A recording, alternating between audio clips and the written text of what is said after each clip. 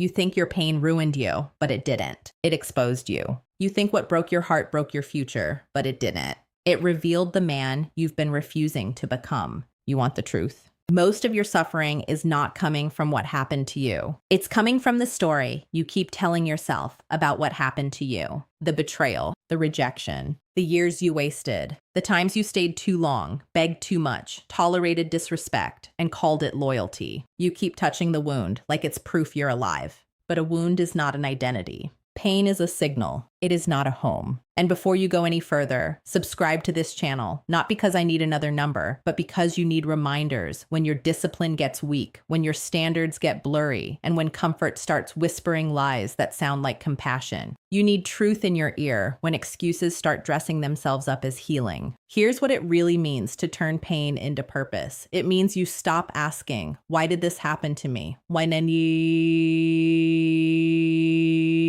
And you start asking, what is this demanding that I become? That is the shift. That is the line in the sand. That is where a boy keeps replaying the injury and a man starts extracting the lesson. Because the biggest misconception you have is this: you think healing means feeling better. No. Sometimes healing feels worse before it feels better, because healing forces you to look at the version of yourself that kept volunteering for what hurt you. Healing is not a spa day. Healing is an audit. It is brutal honesty. It is sitting in the silence long enough to admit that some of the pain in your life was not bad luck. It was poor standards, poor boundaries, poor self-respect. That's called self-betrayal. And that truth stings because it strips you of your favorite drug, innocence. It is easier to say, people always do me wrong. It is harder to say, I kept handing access to people who had not earned it.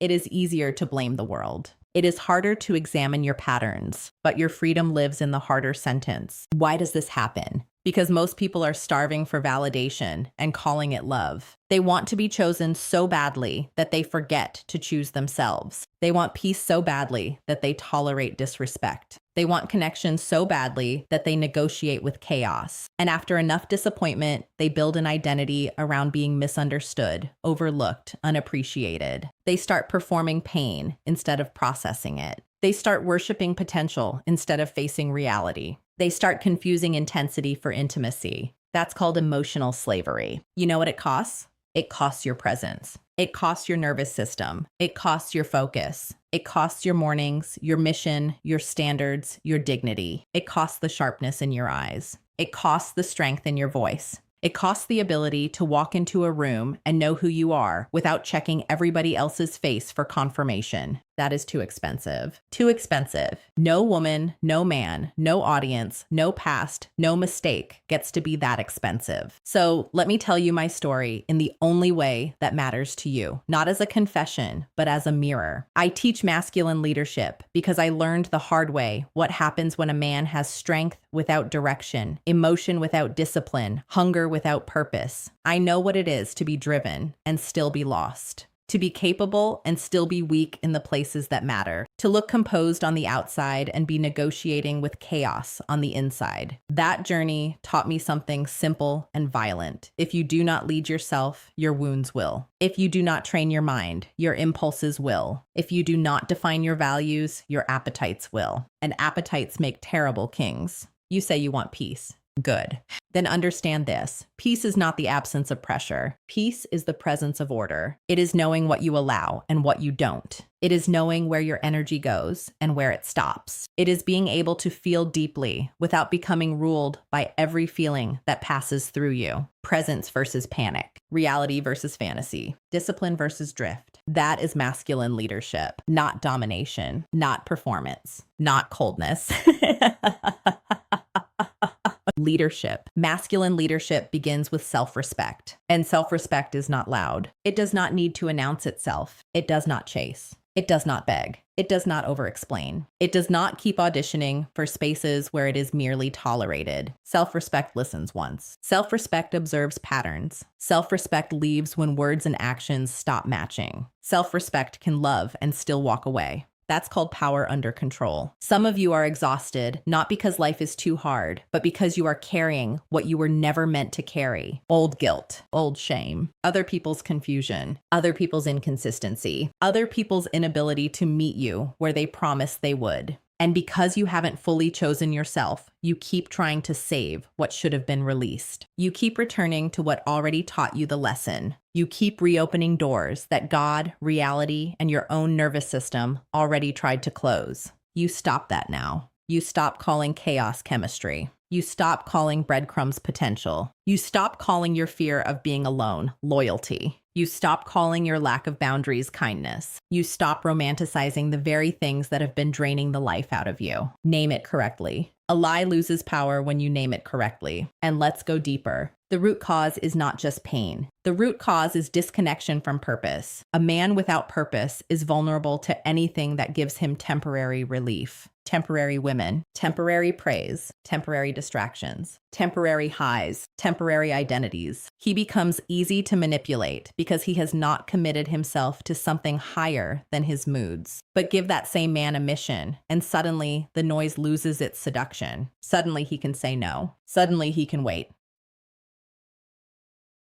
Suddenly he can walk away. Purpose organizes the soul. That is why pain can become a gift if you let it. Not because pain is beautiful. Pain is not beautiful. Pain is painful. Let's not become poets about suffering. But pain is honest. Pain tells you where you are weak, where you are compromised, where you are attached, where you are asleep. Pain exposes false foundations. It burns fantasy. It reveals dependency. It shows you where you have been pretending. And once pretending dies, building can begin. So what is the reframe? The reframe is this. Your pain is no longer evidence that life is against you. It is evidence that life is initiating you. It is forcing you to grow teeth where you used to have apologies. It is forcing you to build standards where you used to have cravings. It is forcing you to become deliberate where you used to be desperate. And desperation is dangerous because desperation will make you hand over your future for a little relief tonight. Look at the man who has done the work. Really look at him. He is not frantic. He is not noisy. He does not need the room to revolve around him. He is grounded. He is clear. He knows what matters. His word means something because he does not speak to impress. He speaks to align. He has boundaries, not walls. He can be warm without being weak. He can be open without being available to nonsense. He does not confuse being needed with being respected. He does not confuse being desired with being valued. He does not bend his identity every time somebody attractive, charismatic, or emotionally chaotic enters his life. He is not trying to be the man. He is trying to be a man of substance. He wakes up and remembers his mission before he remembers his feelings. He trains his body because his body carries his standards. He orders his environment because clutter outside becomes clutter inside. He keeps promises to himself because every kept promise becomes evidence, and evidence builds confidence. Not affirmations alone, evidence. He does not gossip about his goals. He works. He does not post every intention. He executes. He does not beg for closure from people who benefited from keeping him confused. He closes the door himself. That's called leadership. And maybe you hear that and feel resistance. Good.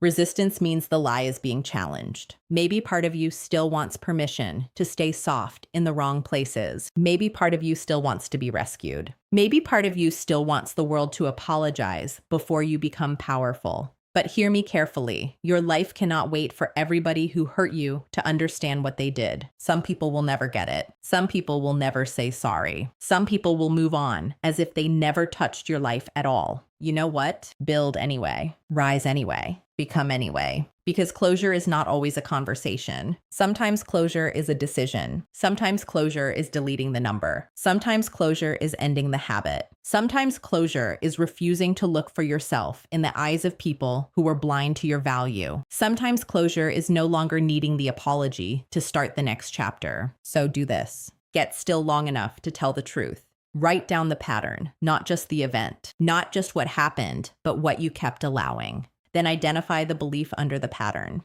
I have to overgive to be loved. I have to tolerate disrespect to avoid abandonment. I need attention to feel worthy. Drag the belief into the light. Then challenge it with action, not just words. Raise one standard immediately. 1. Stop answering instantly. Stop explaining endlessly. Stop revisiting dead situations. Stop consuming what weakens your discipline. Stop keeping people close who only remember your value when they feel you pulling away. Redirect that energy. Train your body. Read what sharpens your mind. Build something that outlives your moods. Make your room clean. Make your schedule clean. Make your circle clean. Wake up earlier. Sit in silence. Yeah.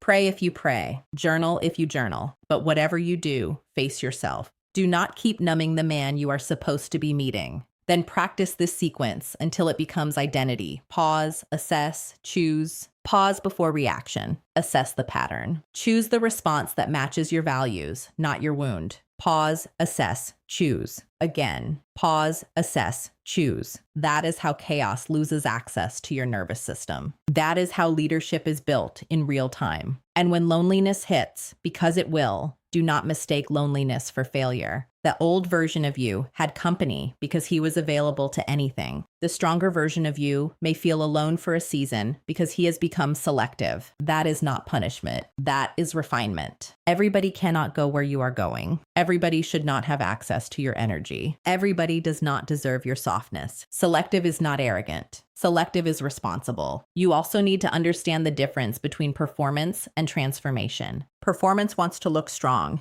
Transformation is willing to be honest. Performance posts quotes. Transformation changes habits. Performance says, this is who I am. Transformation asks, who am I becoming?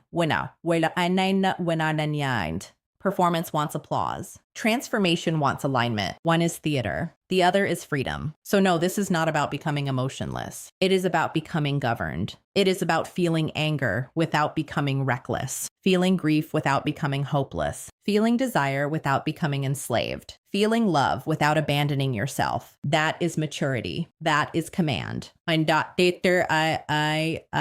that is what people feel when a real man walks into a room. Not fear, not noise, not arrogance. Weight, clarity, safety, standards. And if nobody taught you this, then let this be the day it changes. Let this be the day you stop asking permission to honor yourself. Let this be the day you stop shrinking your truth to keep weak connections alive. Let this be the day you stop negotiating with the part of you that loves comfort more than calling, because comfort has cost you enough. Delay has cost you enough. Confusion has cost you enough. Half-heartedness has cost you enough. Your pain was not sent to decorate your personality. It was sent to develop your character. Your story is not over because you made mistakes. Your story becomes powerful the moment your mistakes stop being your master and start becoming your material. That's the difference. Same past. Different use. Same wound. Different meaning. Same fire. Different result. One man is burned by it. Another man is forged by it. Be the forged man. Stand up straighter. Speak cleaner, choose slower, love wiser, work deeper, leave faster when something violates your peace. Return faster to your principles when you drift. And when you fail, because you will fail sometimes, do not collapse into shame. Correct quickly. Learn completely. Move forward. Shame says, you are broken. Hatsiu ainsi wen croissant. Responsibility says, you are being refined. Batsi warninana hoin tachi. Listen to responsibility. I need you to hear this part clearly. You are not waiting for the answer. You are the answer, not the old you, built from insecurity, performance, and reaction. The real you, the disciplined you, the honest you, the dangerous in the right way you, the grounded you, the purposeful you, the you that no longer sells out tomorrow for relief tonight. The you that can lead your mind, your habits, your standards, your life. That man is not missing. He is waiting on your decision. So decide. Decide that your pain will become structure. Decide that your loneliness will become self-knowledge. Decide that your discipline will become self-trust. Decide that your standards will become protection. Decide that your purpose will become the organizing force of your life. And decide that from this day forward, you will no longer measure love by how intense it feels, but by how aligned it is with truth, peace, and respect. If this gave you the clarity you needed, subscribe, because you do not need more noise. You